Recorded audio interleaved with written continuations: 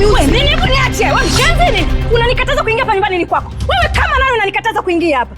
Tami, lakini dada. Leticia, hivi kumbe wewe ni mshenzi eh? Nilikwambiaje kuhusu huyu binti? Si nilikwambia ishe nje ya geti, kwa nini umemruhusu ameingia huko ndani? Lakini dada, mimi sijamruhusu aingie. Mimi nimesikia mtu anagonga nikaja kufungua geti ndo anaingia, nimemzuia lakini amenisukuma. Nini? Janeti, kwa hiyo wewe umeamua kumwambia binti yako kazi mimi nisiingie hapa nyumbani, si ndio? Ndio. Ni mimi nilimzuia kwa sababu sioni kama kuna faida ya wewe kuingia huko ndani kwangu na kutoka. Hakuna unachoniongezea. Kwa kama una shida tu tunakusikilizia pale nje. Alafu tukishakusikiliza tunakuruhusu unaondoka. Nini ambacho kimekuleta hapa? Au umesahau tulichokizungumza mara ya mwisho? Nisikilize vizuri Janeti. Nimekuja hapa nyumbani kwako. Sikuja mikono mitupu. Na unavyonifukuza, unajua nimekuja na taarifa gani nzuri?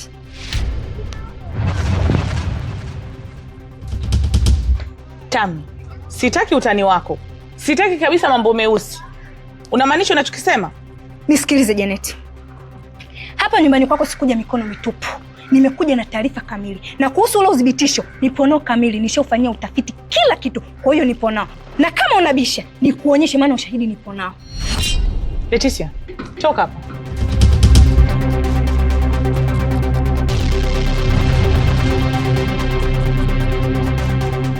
Nisikilize. Kazi yako tayari nishaanza kuifanya. Kwa hiyo hapa nimekuja na udhibitisho kamili. Kwa kama kuamini nikuonyeshe ushahidi. Naomba unisikilize. Hapa sio sehemu salama ya kuongelea hayo mambo. Naomba tuende ndani tukazungumze.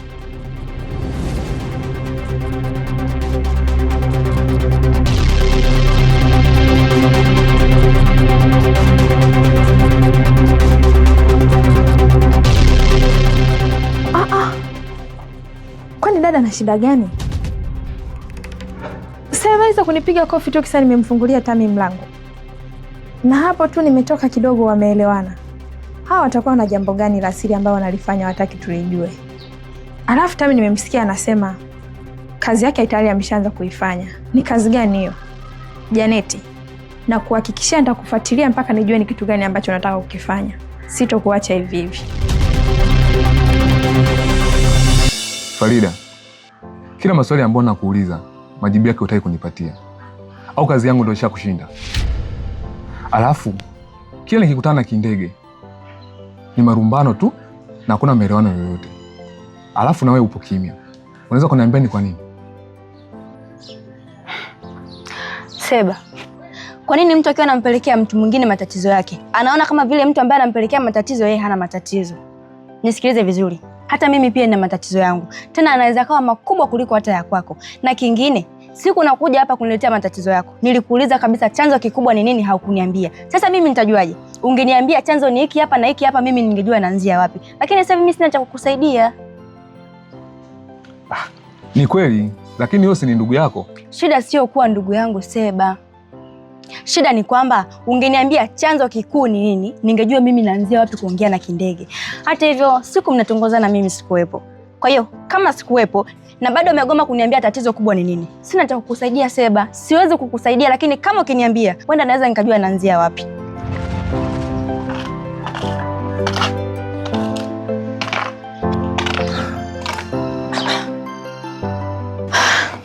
Wewe tena. Kimekuleta nini hapa? Nimekufuata wewe Kindege. Umenifuata mimi au umemfuata ndugu yangu? Kwa hiyo umeona mimi na wewe hatuelewani, ndio maana umekuja hapo umeanza kumtamani ndugu yangu, umefika unaanza kumtongoza, si ndio? Kindege, mbona maneno makali kiasi hicho? Hebu sikia. Mimi nimekufuata wewe kwa sababu tulipotoka kule hatukuelewana vizuri. Na ndio maana nikafanya maamuzi ya kuja hapa nyumbani. Nadhani mimi naye tumemalizana. Ndio maana nimekukuta hapa nimeshangaa kwa sababu huko nimetoka kuonana na wewe na nimemalizana naye kila kitu. Nisikize Seba, hapa ni nyumbani kwetu. Sio uwanja wa mpira au kusema unafika unavyojisikia utapiga mpira utarudi nyumbani kwako, ukome mazoea ya kuja hapa nyumbani. Nadhani utakuwa umenielewa. Kindege.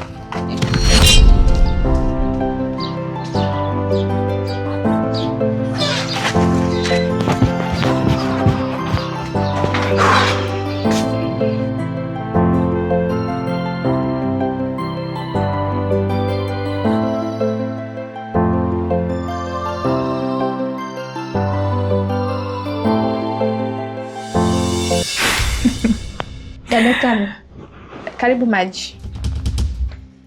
Chukua shoga yangu. Leticia, hivi unajua nimekuagiza maji ya baridi kwa sababu gani? Hapana, sijajua. Kwani kuna nini dada? Nimekuagiza maji ya baridi kwa sababu ya rafiki yangu Tami. Sijui unanielewa? Yaani kuna kitu ambacho amekifanya kwanza kimenifurahisha. Sipati hata picha nikieleze vipi. Kwa ndo maana nimeuagizia maji ili anywe hayo maji ya baridi. Kwa lipate kumshuka. Sijui unanielewa? Kwa shoga yangu kunywa hayo maji. Ni kwa ajili yako. Alafu Leticia, nimekumbuka kitu kingine.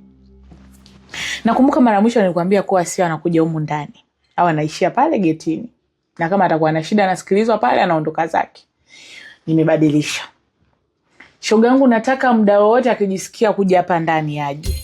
Nipo, sipo, aje na akaribishwe vizuri, umkarimu vizuri, kitu chochote ambacho atakihitaji humu ndani umpatie. Kwa sababu jambo ambalo amelifanya kwa kweli hakuna mtu yoyote ambaye angeweza kulifanya.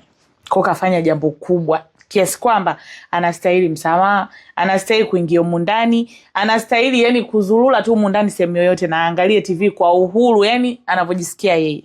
Sijui unanielewa? Ndio dada, nimekuelewa. Na pia sikujua kama utaratibu unaweza kubadilika haraka haraka hivyo. Na nitafanya kila kitu ulichoniambia.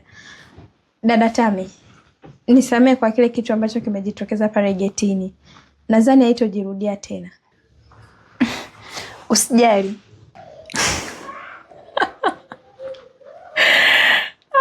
Kia Mungu jamani. Da. Muda mchache uliopita hawa watu hawakuwa sawa. Lakini Tami tu alipomwambia Janeti ana kitu kizuri na ana taarifa nzuri, hapo Janeti amekuwa na furaha. Inaonekana hapa kuna kitu kinaendelea na sio kizuri. Lakini mimi Leticia nitahakikisha bosi wangu anakuwa salama. Na nitapigania uhai wake mpaka mwisho wa tone langu la damu. Mungu anisaidie katika hili.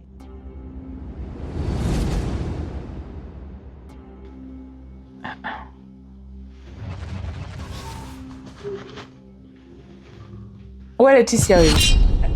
Abe. Kwa hiyo uone kama mwenzako anakupatia glasi? Au ndo unataka mpaka ianguke hapo chini pasuke ndo ulizike? Hapana dada. Nilikuwa sijaona, afu nilikuwa mbali sana kimawazo. Naombeni mnisamehe. Aya mwenzetu, tunataka kutuambia unafikiria nini hapo? Unawaza upumbavu gani ambao umekufanya mpaka yani umefocus kiasi kwamba umeshindwa hata kupokea glasi? Hapana dada. Unajua jana usiku nilikuwa naangalia movie. Ile movie ilikuwa inachekesha sana. Kwa hiyo hapa ndo nilikuwa nimeikumbuka, kwa hiyo nikawa niko busy kuifikiria nikasahau hapa. Naombeni mnisamehe lakini. Wewe, usinifanye mimi sina akili. Nina akili zangu timamu na naelewa kabisa upumbavu gani ambao unaufikiria hapo. Sitaki kuona huo shenzi wako. Afu naomba utoke hapa. Sawa.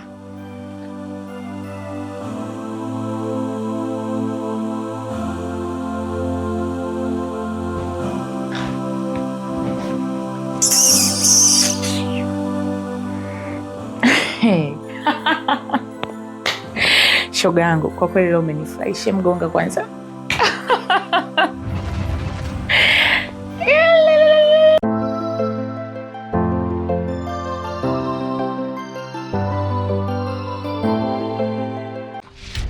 Hivi Kindege, ugomvi wenu wewe na Seba ni kikubwa ambacho kimefanya mpaka sasa hivi mnagombana, hamuelewani, kila siku mnalumbana ni nini? Yaani chanzo kikubwa kabisa ni nini? Farida, maswali gani haya? Ni maamuzi tu, nimeamua. Kindege, kumbuka Seba alikuwa anakusaidia sana. Hapa nyumbani alikuwa anatusaidia mpaka sisi wenyewe tunasema ndio, mwanaume huyu hapa si ndo naye. Alafu Seba upo naye kwenye mahusiano muda mrefu sana. Kwa nini wewe sasa hivi au ndo mshamchoka? Kwani hajakwambia chochote? Usije kukuta naye umekaa naye pale. Hamjaongea. Mlikuwa mnapiga story gani mpaka hajakwambia ambacho kinafanya tugombane? Mimi nikajua mwenzangu unajua. Hamna unachojua? Mimi hajaniambia chochote, ndio maana nimekuuliza. Alafu kingine, kwani nyinyi ni watoto wadogo? Nyie si watu wazima nyie. Mmefuatana kabisa na mkatongozana na mkaelewana kwamba sasa hivi tunaingia kwenye mahusiano. Kwa nini sasa msielewane? Kila siku ni nyie tu mnalumbana. Kila siku mwenzako anakuja hapa kulalamika. Kwa nini? Au umeshamchoka kwa sababu umepata kabwana kengine, si ndio? Kabwana kapya? Kapi yako. Alafu wewe Farida, mbona una mdomo mrefu sana wewe? Aya, labda nikuulize hivi. Vipi mwenzangu, kuhusu wewe na maisha yako umefikia wapi? Huenda maisha yako umeweka sawa, unajua mwanzo wake ni upi na mwisho wake ni upi, ndio maana unang'ang'ana na maisha yangu. Na nishakwambia mara nyingi, mimi sitaki uniongelee Farida. Mimi mtu mzima, najua ninachokifanya, ninajielewa na akili timamu. Ila wewe kila siku umekuwa una topic ya kujirudia ile ile. Nimekwambia sitaki. Lakini kindege.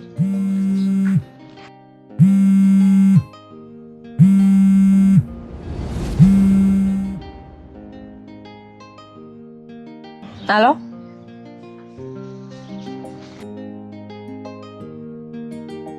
Basi sawa, nakuja sasa hivi. Sasa hivi nimekwambia nakuja.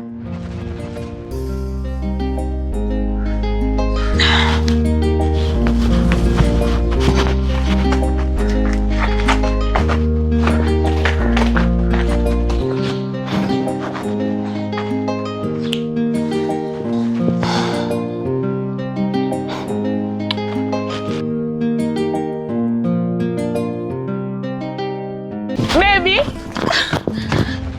Aha, vipi mama, kwema? Ndo naondoka? Yes, ndo naondoka. Tumeshaagana lakini.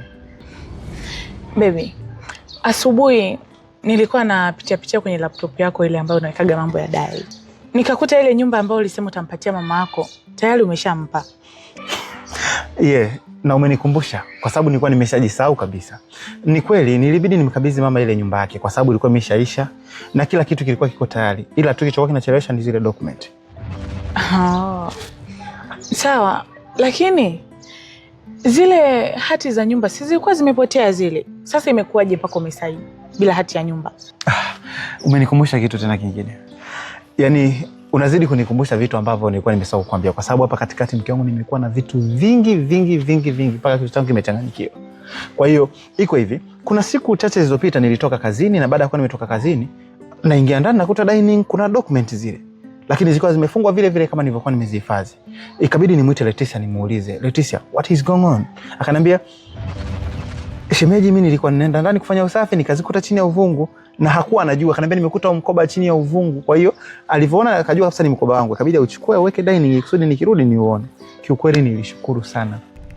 Maana kama angetumwa na malaika tu afungue, na hisi tungepoteza hizi nyumba zetu zote na kila kitu chetu kwa sababu mle kuna vitu vyangu vya siri sana. Nikamshukuru tu. Hivyo. Lakini mume wangu, kumbuka kwa tulitafuta sana. Hasa imekuwaje kaziona uvunguni? Ndo hapo. Na hili swala nilikuuliza sana kuhusu document yote tukawa tunachanganyikiwa tulali.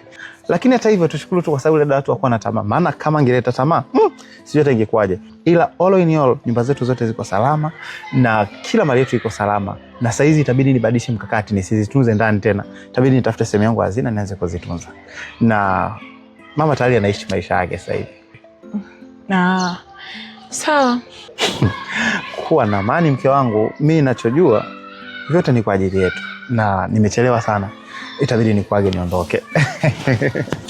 Nadhani tushaagana mke wangu. Kwa hiyo mimi nikuage niende kazini, sawa? Okay, bye. Bye. Take care. Okay.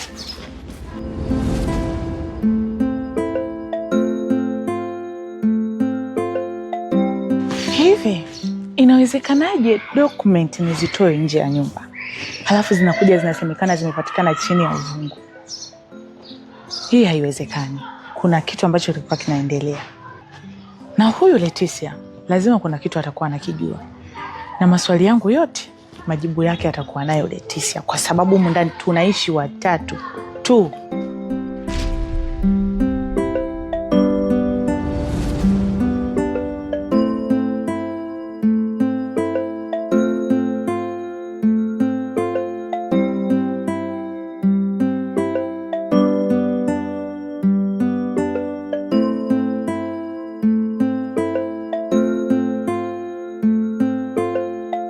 Kichinjile, mbali na yote yaliyotokea, mi naona tutupotezee, yani tusahau kila kitu, kwa sababu najua umekosea, ila mi nimeshakusamehe tayari kipenzi changu. Kwa hiyo najua sisi ni binadamu na binadamu huwa hatujakamilika. Ni kweli hamjakamilika. Ungekuwa umekamilika, usingeweza kumtongoza mwanaume. Lingali hali wewe ni mwanamke. Unawezaje kumtongoza mwanaume? Kweli dunia haijakamilika, hasa kwako wewe mwanamke mfupi. What? Hivi wewe dada, unajitambua kweli wewe? Una akili timamu? Hivi wewe mbona unajishia brandi? Mbona unajishia heshima? Yaani unasimama barabarani unajiachia bila hata kuwa na hofu tu. Hujui kama umesimama na mume wa mtu huyu? Huyu hujui kama ni mume wa mtu? Binti, una shida gani? Hebu jielewe basi. Au wewe kwani hujafundwa? Samani dada yangu, lakini ila mimi sijaja hapa kwa ajili ya kugombana na wewe ama kujibizana na wewe, lakini kuna kitu kimoja nataka nikwambie. Kitu gani? Hebu sema. Nadhani mimi na wewe tunaweza tukaa kwenye mitara, yaani mimi na wewe tu, bi mkubwa na bi mdogo, lakini sijaongea ili kwa nia mbaya, naomba usininuku vibaya. Nasema hivi kwa ajili tu ya moyo wangu mimi. Natetea penzi langu na pia siko tayari kumkosa Kichinjile. Kichi, unamwelewa huyu mtu wako losimama naye hapa? Unamwelewa na maneno anayoongea yanaingia kwenye kichwa chako? Wewe binti, unataka kuwa na mitala na nani? Na kingine, nani kakuambia mwanaume wangu ni sex machine? Halafu hayo mambo yalikuwa dhamani mwanaume mmoja kumiliki wanawake 3 4.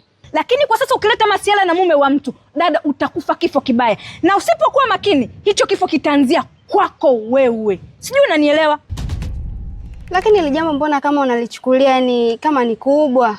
Naona ni jambo la kawaida sana. Na humu duniani mbona wanawake wengi wanaishi kwenye ndoa za mitara? Yaani wanaishi wengine 3 hadi 4 kabisa. Ila mimi naongea hii kwa nia nzuri kabisa. Sitaki tu tugombane. Naomba unielewe dadangu. We dada, naomba tuheshimiane. Ila naona panapoelekea unataka niende nikavunje heshima yangu. Halafu hiyo ndoto unayoota ni ndoto isiyokuwa na majibu. Potea hapa. Kichi, ongea ndio mwanamke mfupi. Nitakuja nimharibu hii sura yake. Na wewe mwanamke mfupi, ipo siku nitakuharibu. Hautakuja kuamini. Kichinjile, mueleweshe basi. Udugu nitue. Niache mambo yenu mimi hayanihusu. Yaani maugomvi yenu mimi hayanihusu kabisa. Wewe ndio unataka kumuelewa mwenzako. Mwenzako kashanyosha kabisa ustelingi, kashakwambia bwana, kuna 1 2 3 atakuja kuumize. Wenzako wanakula bangi hawa, watakuja wakufurumue, wakuharibu. Mambo yajakuwa mengi. Kwamba unapoelekea mama yangu alipema viponi kamanda. Lakini wewe ndio unataka kukuelewa. Usitaki mambo yawe mengi. Je, ni wewe ungefanya tu ungefutika, ondoka, nenda kalime mboga kutoka bana, toka. Mimi siondoki bwana.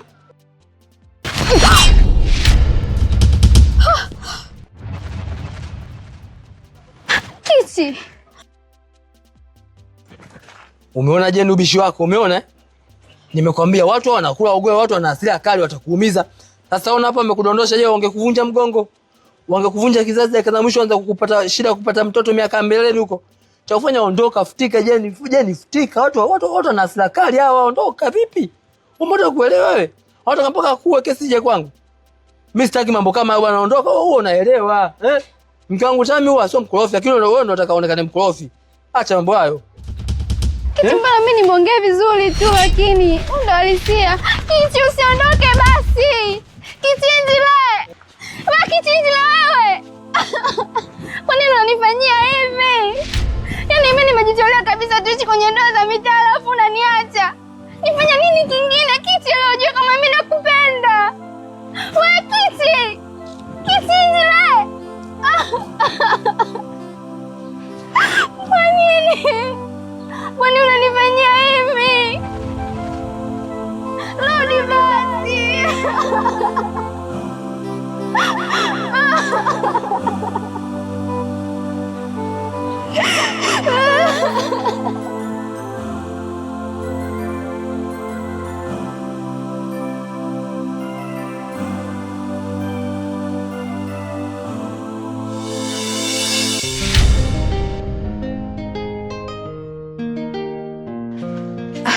Abe dada. Njoo ukae hapa. Dada, Unataka nikae na wewe hapo kwenye kochi? Ndiyo, kae kwenye sofa. Kwani kuna shida gani? Hakuna shida, lakini mara nyingi umekuwa unakataa nisikae karibu na wewe, na ndio maana najiuliza ni kwa sababu gani unataka tukae hapo wote. Leticia bwana, mimi huyo ndo nimekwambia uje ukae hapa karibu yangu. Kuna vitu tunatakiwa kuzungumza, kwa usijali, naomba uje ukae. Sawa.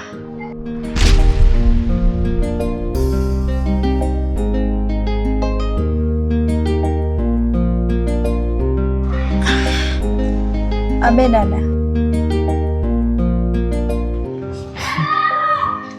Leticia, nakumbuka mara ya mwisho kuna kitu changu nilikuulizia. Ni dokumenti fulani hivi zilikuwa kwenye kamfuko na ukaniambia kuwa hujaziona. Lakini leo shemeji yako ameniambia kuwa wewe ndio uliyempatia. Sasa ilikuwaje ukanidanganya? Na ingalikuwa kabisa ulikuwa unajua hivyo vitu viko wapi? Dada, mimi hamna chochote ambacho nilikudanganya. Hiyo siku ambayo ulikuwa unaniuliza ni kweli nilikuwa sijaziona. Lakini kuna siku ambayo nilikuwa nafanya usafi kule chumbani kwenu. Niliamua kutoa kila kitu. Sasa wakati nafanya usafi nilikuta kimfuko chini ya uvungu. Kwa hiyo nikawa nimekitoa. Na sikujua kama kuna kitu chochote labda cha muhimu sana, ila nikaona tu nikiweke pale dining kusudi mtu yoyote akiwa anapita, kama utakiona wewe au shemeji kama ni cha muhimu utakichukua. Leticia, unanidanganya si ndio? Hapana dada. Mimi sikudanganyi. Kwa nini nikudanganya? Hivi unajua kuwa mimi na shemeji yako tulitafuta sana na hatukukiona. Sasa inakuwaje kinakuwa uvunguni? Kuna kitu unanificha? Naomba uniambie ukweli. Una uhakika hujakitoa sehemu yoyote ile tofauti na uvunguni? Labda kuna sehemu tu ulikuwa unafanya usafi ukakiona labda? Hapana. Nimekitoa uvunguni kweli, haki ya Mungu. Afu isitoshe mimi sikuwa hata najua kuna kitu gani. Sikuwa najua. Naomba tu nikushauri kitu kimoja. Vitu ambavyo vimo humu ndani, ukiona kabisa kikuhusu kwa 1%, naomba uwe unaachana navyo. Yaani unakaa navyo mbali kabisa. Sitopenda yani kuona unajishughulisha na vitu ambavyo havikuhusu. Alafu unakuja unamkabidhi mume wangu. Kwa sababu nimeshakwambia kabisa sitaki uwe na mazoea na mume wangu. Umenielewa? Sawa dada. Lakini hicho kitu kilionekana ni cha muhimu sana kwa shemeji. Kwa sababu alipokiona alionekana kufurahi sana. Sawa, ni cha muhimu na lazima angefurahi. Ndio maana nikakwambiaje, usiwe unajishughulisha na vitu ambavyo havikuhusu humu ndani. Kama ukiona kuna kitu ambacho kinanihusu mimi na mume wangu, labda akichukue niletee mimi, kwa sababu nikikipata mimi ni sawa sawa kakipata mume wangu, kwa sababu kwa namna yoyote ile lazima nitampelekea kakiona. Kwa hiyo hicho kimbelembele unachukua unampelekea ili waje sasa. Mimi sipendi. Usiwe unafanya hivyo, sawa? Kwa sababu nimeshakuzuia kuzoeana na mume wangu, sitaki. Hapana dada, mimi sikumpelekea kama nilivyokuambia. Nilikiweka pale, maana yangu ilikuwa atakayewahi kuwa wa kwanza kufika ndo angeweza kukichukua, lakini kwa bahati mbaya ndo aliwahi shemeji. Sawa, lakini yangu ni hayo tu. Naomba kila unapotembea uzingatie. Yaani kila akili yako ikichekecha hivyo unakumbuka kabisa dada akasema nisizoe vitu ambavyo havinihusu. Na wala nisimpelekee kitu chochote mume wake. Umenielewa? Sawa dada. Ngoja niwahi jikoni. Sawa.